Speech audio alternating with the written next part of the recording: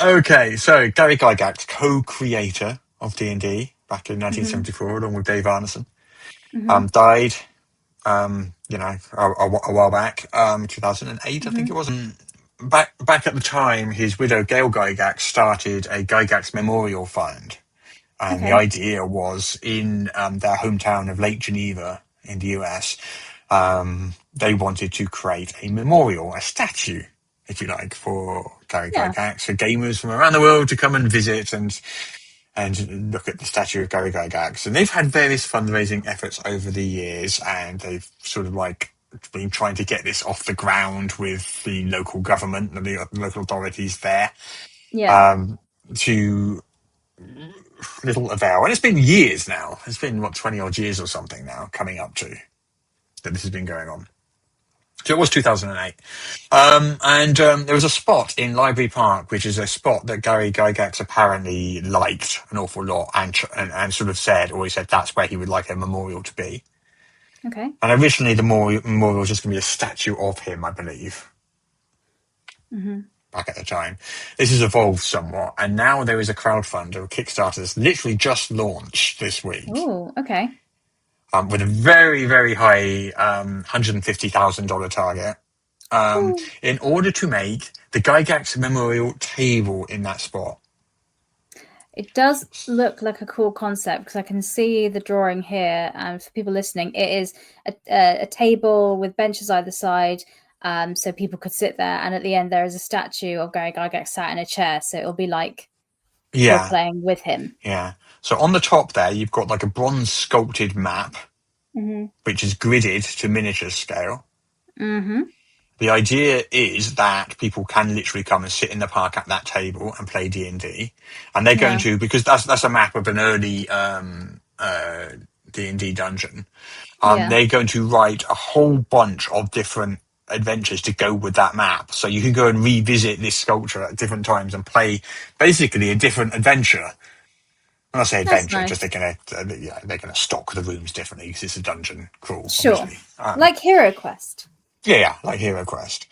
So this comes in various stages. So the basic monument, 150 grand they need, is just for the table and benches. So it won't have the bronze sculpture, it won't have the throne at the end, and it won't have the Gygax statue. So that's the basic level. If they get Wow. 250 grand, they add the throne at the end, which I guess is where a DM could then sit.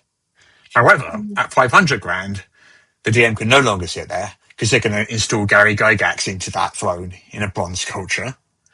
And then at nearly $1,925,000, they're going to add that bronze dungeon map on top.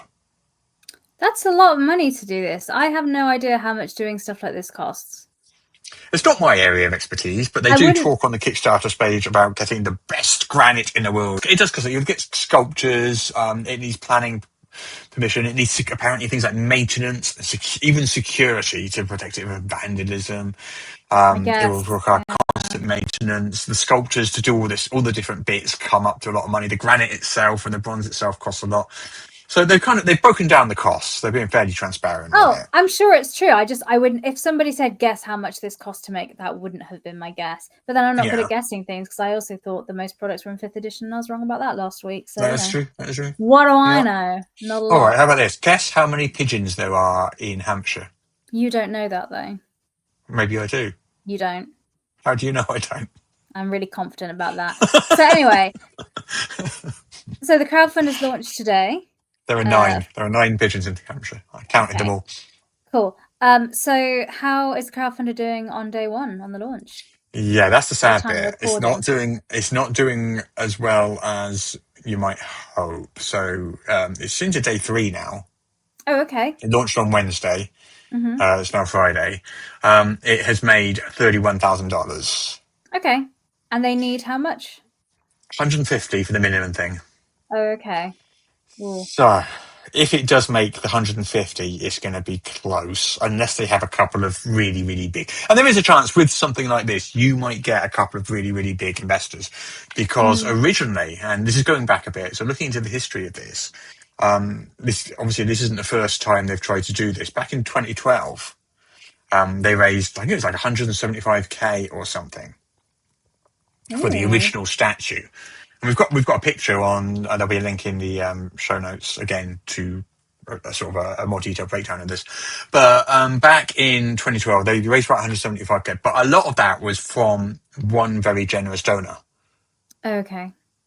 And when they sort of like went into 10 years of kind of like logistical problems of getting planning permission and and things like that, and getting approval from the local authorities, in the end they ended up kind of returning the bulk of that donation back to that donor. Okay. So there's a chance that that donor might come along and go, okay, here's the 175 grand again. Okay, that's your initial 150 done, sorted. That's true. That is possible. Although I would note that Kickstarter itself will not allow donations, pledges of larger than 10,000. So he can't do it via Oh, really? Kickstarter, which means it can't contribute towards the Kickstarter goal, which means even if he comes along and donates 150,000, if the Kickstarter itself still only makes 100,000, they'll get nothing from the Kickstarter. Oh, If, yeah. if his donation is made separately, but he can't donate more than 10,000 via Kickstarter. So I don't know how that will work. It's going to be tight whether or not they make it anyway. I don't know. I mean, I It's wish a them nice luck. idea. I like the concept of it being a statue, but it actually being a gaming table that you can sit at and play games, because I feel I that's like that idea. more, Yeah, it's interactive. There's more spirit of what he was about, which is playing the game. So I yeah, think the concept's a really good tribute to somebody. Yeah. yeah. I feel like kind of like they should have like another throne with Dave Arneson at the other end of the table, though. Yeah, that does make Although I sense. guess it is partly a family thing as well, and Gail Yeah. Gygax made it for her late husband, so I suppose Yeah. partly it's that. But from the sort of memorial of, it's a Gygax memorial statue. It is. It's not It's a not a his D&D.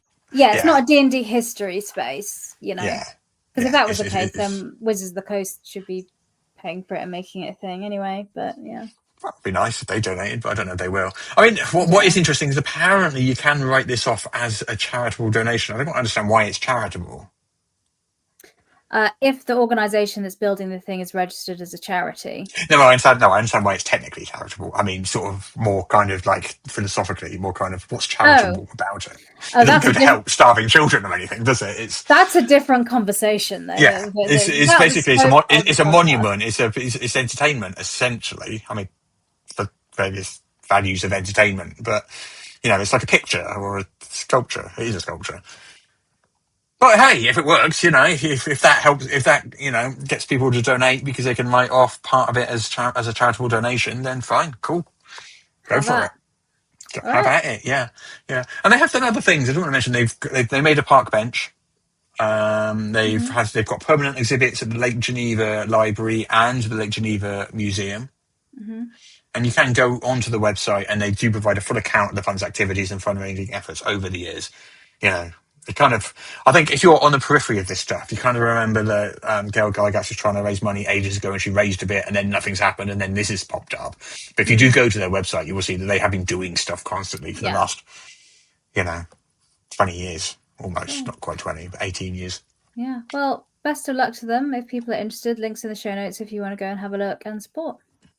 I mean, obviously you wouldn't pay thousands in plane flights to go and do it, but if it was kind of logistically feasible, if it was like more closer to you, would you go and sit and play a game at that table just for the Yeah. I of think it? it's a really nice, yeah, I think it's a nice, yeah. Yeah. One thing you can get some of the higher levels of donations. You can get your name put in the paving stones around Okay. it, the spaces, and at very high levels, like I think it's like 25 grand or something like that. You can get your name on the back of the chair. Oh, wow. But in order to get those ones, you've got to do it separately to the Kickstarter. All right. I wonder if companies are going to do that. I mean, what, as an advertising space? Yeah. So maybe. Yeah.